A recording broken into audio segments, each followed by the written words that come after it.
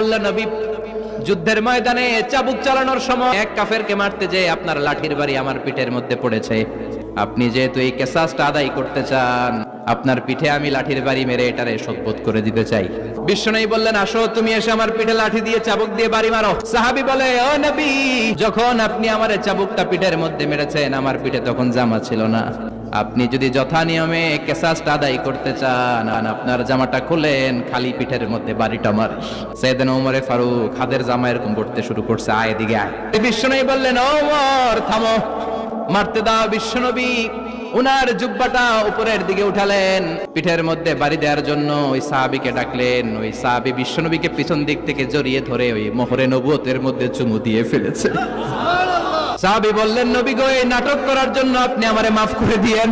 অনেক দিনের সাধনা, জল্পনা কল্পনা, আপনার মোহরে নবুয়তের মধ্যে আমার ঠোঁটটা লাগিয়ে আমার ঠোঁটটারে আমি জাহান্নাম থেকে